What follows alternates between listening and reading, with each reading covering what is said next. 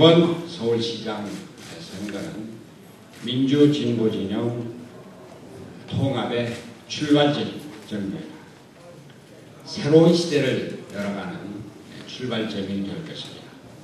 지난 서울시장 선거를 거울 삼아서 반드시 통합을 이루어낼 것입니다. 야사당, 원탁회, 혁신과 통합 등 정당과 시민사회 대표들이 조속히 회동해서 서울시장 통합 후보 추진위원회를 구성할 것을 제의하고자 합니다. 당에서는 당대로 공심위를 구성해서 경선을 포함한 후보자 선출 절차를 거쳐갈 것입니다. 이를 통해서 이기는 후보, 통합하는 후보를 만들고 야당과 함께, 다른 야당과 함께, 또 시민사회 단체와 함께 통합 후보를 반드시 만들어내고 서울시장 선거, 재보궐선거 승리의 기초를 만들고자 합니다. 기초단체장과 광역 기초위원에 관해서는 시도당 책임하에 야권 단일화를 반드시 이루어가기 바랍니다. 이제 이번 정기국회 앞으로 우리가 어떤 사회로 나갈 것인가 하는 갈림길이 될 것입니다. 대한민국이 이명박 정부, 한나라당 정권의 토건국가로 남을 것인지 아니면은 민생복지의 길로 보편적 복지의 사회로 나아갈 것인지를 결정하는 국회가 될 것입니다. 서울시 무상급식 투표, 복지가 민생이고 시대의 흐름이라고 하는 것을 확인해 주었습니다. 시장 만능주의는 안 되고 토건주의와는 결별하라는 시민의 명령이었습니다. 이 명령을 우리가 받아들여서 민생 중심의 새로운 사회, 보편적 복지의 사회, 정의가 피어 있는 민주주의 사회를 만들어 나갈 것입니다. 이번 정기국회 앞으로 다가올 총선과 대선을 앞두고 우리의 새로운 사회를 우리가 만들어 나간다고 하는 그 결의를 정기국회를 통해서 충실하게 준비해 줄 것을 다짐하고자 합니다. 감사합니다.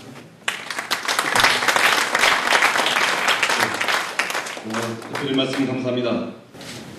내일로 이제 8월 국회가 마무리되고 올해부터는 정기국회가 시작이 됩니다. 우리 8월 국회에서는 한진중공업 청문회 개최, 또 2차 사개특위의 구성, 그리고 반감 등록금 문제를 해결하기 위한 야사당과 대학생 시민단체 간의 공감을 하는 추진 방안을 실천 대책을 마련하고 또 이것을 한나라당과 협의하는 국가회의가 시작되었다는 등의 성과가 있었습니다만은 그러나 민생 현안 해결을 위한 구체적인 대안을 마련했느냐 하는 면에서 국민보기에 여전히 미흡하게 느꼈습니다. 그 사실이라고 생각합니다. 따라서 이제 오늘 우리 워크숍을 통해서 정기국회에서 국민들께서 힘으로 느낄 수 있는 그런 성과를 반드시 얻어내는 그런 구체적인 전략과 결의가 다져져야 하리라고 생각합니다. 이번 정기국회가 내년 총선을 앞둔 18대 사실상 마지막 국회이기 때문에 우리는 첫째도 민생, 둘째도 민생, 셋째도 민생이라고 하는 큰 원칙과 각오 아래서 국정감사와 예산 및 법안 심사를 통해서 이명박 한나라당 정권 4년의 총체적인 시민과 문문을 낱낱이 파헤치고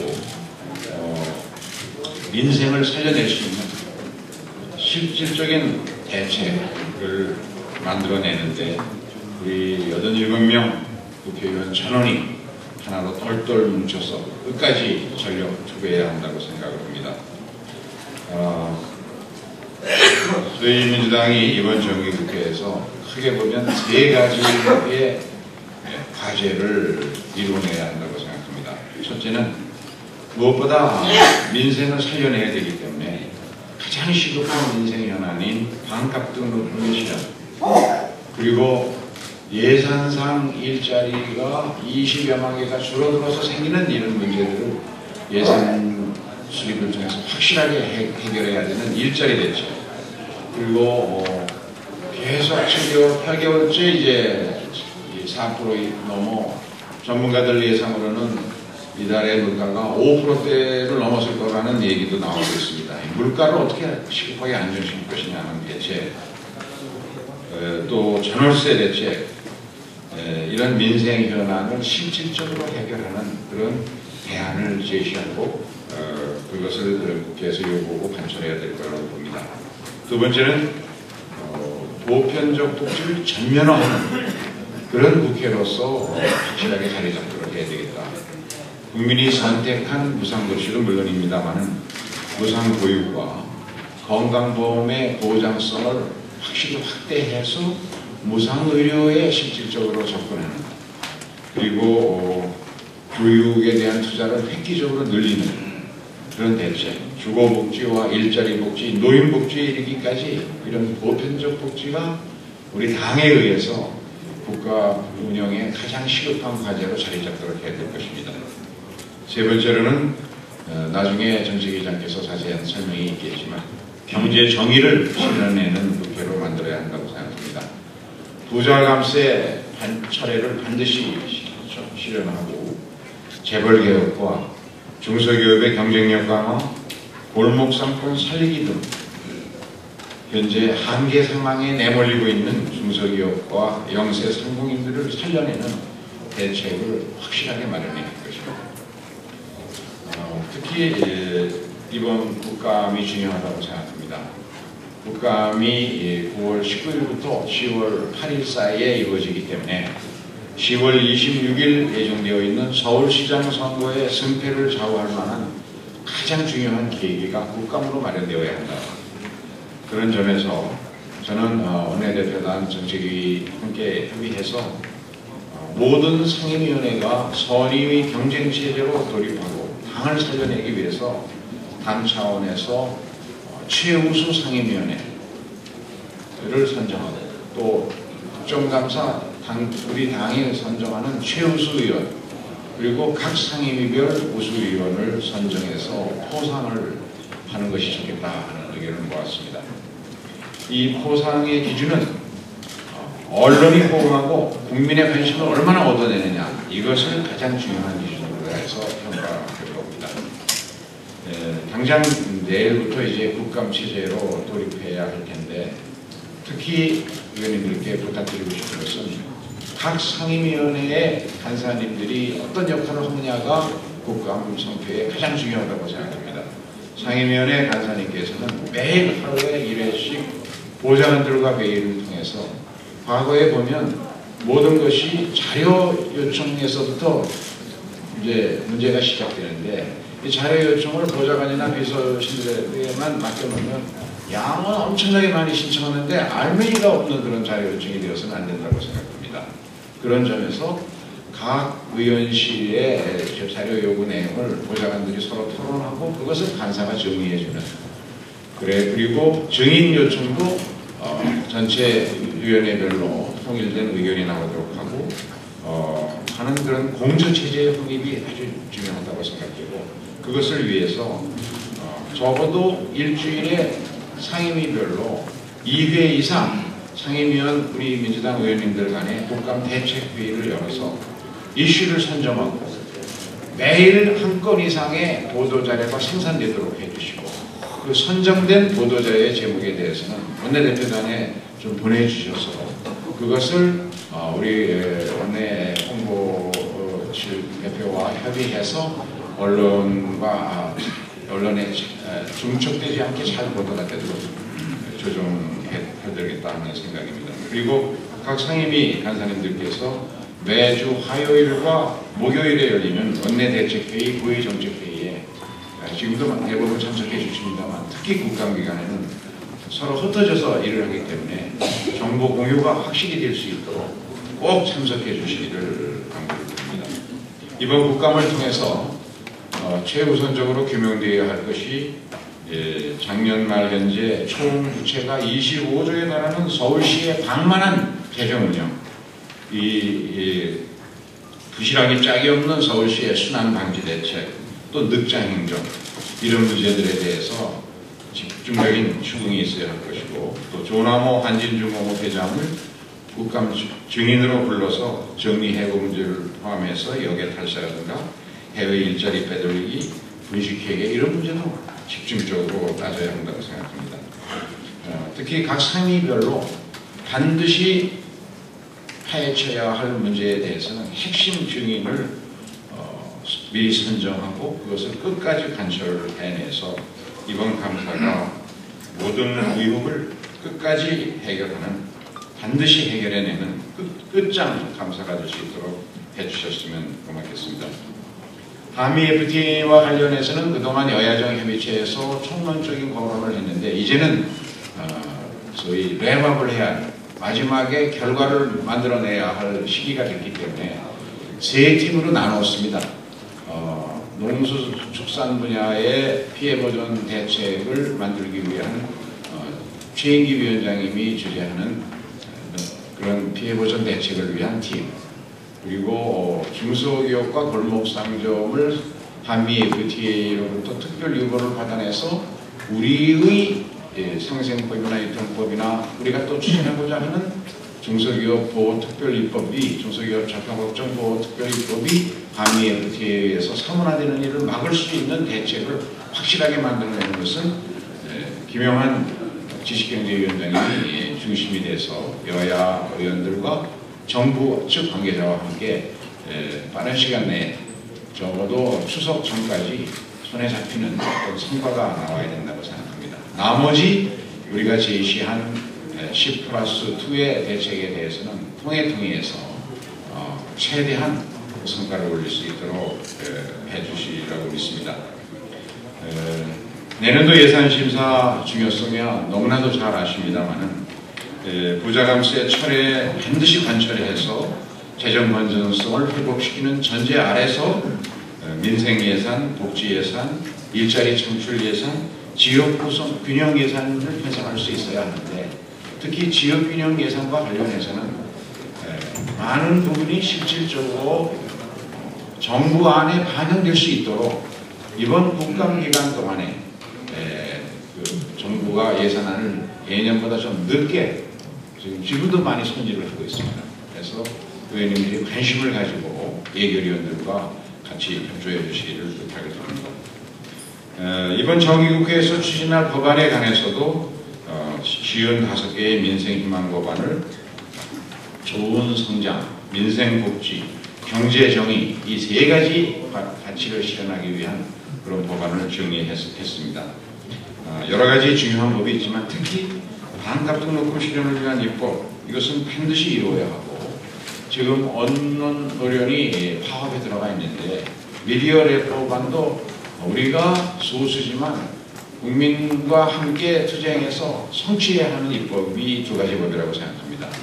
그래서 이것을 지금까지 상임위원회만 맡겨서 운영했는데, 상임위원회만 맡겨서는 추진 동력이 생기지 않기 때문에 어제 여야 대표단 간에 협의를 해서 미디어 랩법과 반값 등록금 실현을 위해서는 여야가 상임위 간사와 상임위원 한 사람, 그리고 원내대표단이 함께 참여하는 각각 6인 소위를 만들어서 빠른 시간 내에 성과를 올릴 수 있도록 좀 촉진할 수 있는 그런 기구로 운영하기로 했습니다. 함께 참여해서 협조해 주시기 바랍니다. 그리고 사개특위에서 다뤄야 할 그 특별수사청 설치 문제, 이 검찰의 개혁 이 문제도 확실한 성과를 올릴 수 있도록 관련 법을 만들어야 하고, 지난 6월 국회에서 통과시키기로 했다가 미루어진 한국은행법도 세계 경제가 여러 가지 불확실성이 커지면 커질수록 거시경제의 안정을 위한 꼭 필수적인 장치로서 반드시 내일 본회의에서 처리하려고 하고 있습니다. 올해 국정감사와 정기국회가 우리 모두가 다 느끼듯이 11.6 재보선 그리고 내년도 총선과 대선 승리에 교두보를 마련하는 하나의 큰 전환점이 되리라고 생각합니다. 우리 한 사람 한 사람이 소망을 갖고 꿈을 꿀 수 있습니다만은 그러나 우리 모두가 함께 같은 꿈을 꾸고 전력투하면 반드시 이루어낼 수 있다고 생각합니다. 11.6 서울시장 보선에서의 승리, 그리고 내년 총선에서의 승리, 그리고 내년 민주정부 수립이라고 하는 우리 모두의 꿈을 실현하기 위해서 87명 의원님 모두가 하나로 똘똘 뭉쳐서 끝까지 함께 싸워서 승리를 쟁취해 주시기를 간곡히 부탁드립니다. 감사합니다. 민주당의 경제 정책 기조가 상반기에 보편적 복지의 1단계에서 2단계 전략으로는 경제 안정과 좋은 성장, 경제 정의로 무게 중심을 옮겨가겠다는 보고를 이 자리에서 의원님들께 드립니다. 다음 슬라이드를 보여주십시오. 먼저 이 경제 안정과 관련해서 가장 최우선적인 목표를 둬야 하는 것이 물가 안정이라고 생각됩니다. 이 물가 안정은 지금 그래프에서 보는 것처럼 이미 4.7% 그리고 5%에 육박해 있고 서민의 체감 물가 상승률은 이미 10%를 넘었습니다. 그리고 2007년도 말에 세계의 경제 위기가 그 당시에는 대형 은행들의 빚에 의한 것이었다면 최근에 도래한 경제 위기는 국가의 재정과 관련된 부분에서 빚어지는 경향이 많이 있기 때문에 이 물가 안정 부분은 특히 앞으로 더욱더 서민 생활과 직결돼서 우리가 신경을 써야 할 부분으로 지적되고 있습니다. 왜냐하면 미국 등 이 국가 재정적인 부채가 많은 나라들이 이러한 국가 재정의 부채를 갚기 위해서 인플레이션을 유도해서 그 인플레이션으로 인해서 국가 재정의 그 빚을 좀 줄여갈지도 모르는 그러한 경제 정책이 예상되고 있기 때문에 앞으로 이 경제 안정과 관련된 물가 안정 부분은 특히 민주당이 서민을 위한 정책을 펼쳐나감에 있어서 더욱더 신경 써야 되는 부분이고 MB정부가 들어와서 지속적으로 이 고환율 정책을 취함으로 인해서 물가를 자극해 왔기 때문에 이 부분에 대한 경계심을 더욱더 강화해야 한다고 생각합니다.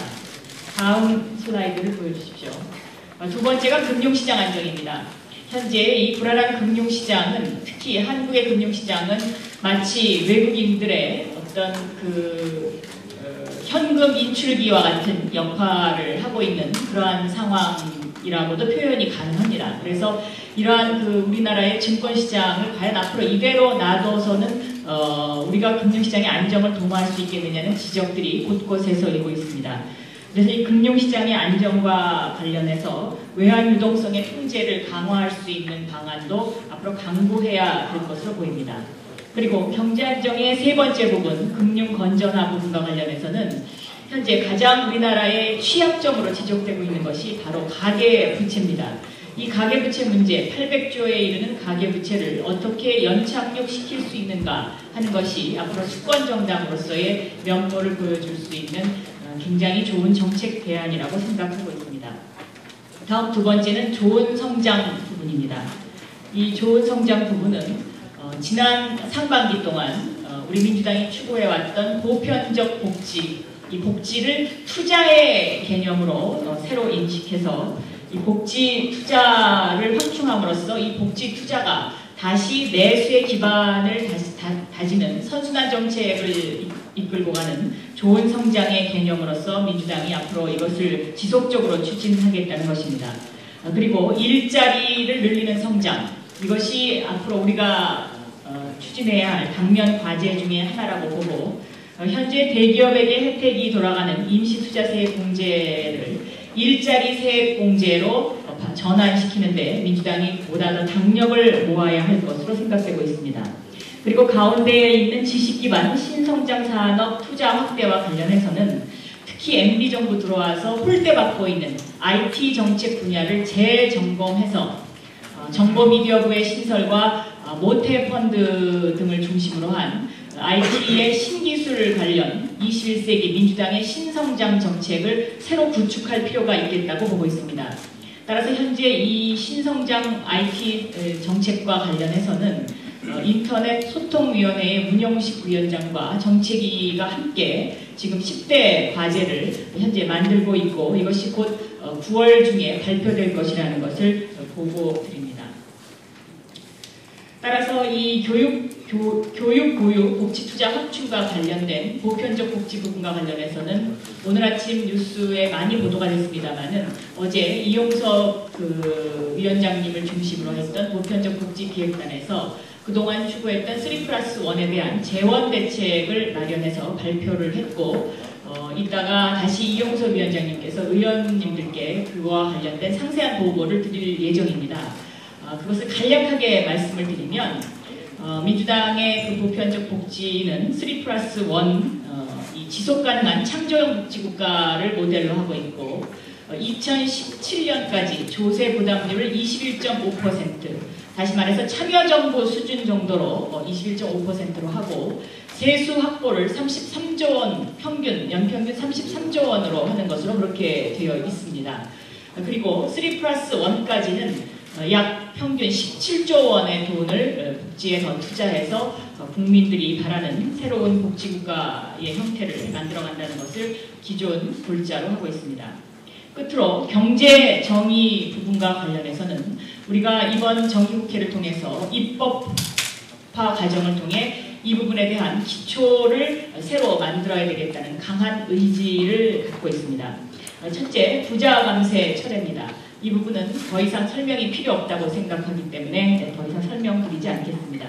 그리고 대기업의 조세 감면 축소, 이 부분은 현재 그 조세 특례 제한법을 보면 실효율, 그러니까 실질적으로 그 세금을 내는 그 비율 자체가 대기업이 중소기업보다 훨씬 적습니다. 그래서 이러한 부분에 있어서의 조정이 필요하기 때문에 현재 정책위에서 대기업의 이 조세와 관련된 부분을 면밀히 지금 검토하고 있습니다. 그래서 어떤 부분을 어떻게 조정을 해야 되고 중소기업에게 오히려 세제 혜택을 어떻게 더 많이 줄 수 있는지에 대한 발표를 추후에 이것은 하도록 하겠습니다. 그리고 중소기업과 영세상공인 시장지위 개선을 위해서는 이미 지식경제위원회를 중심으로 해서 입법화 과정이 진행되고 있습니다.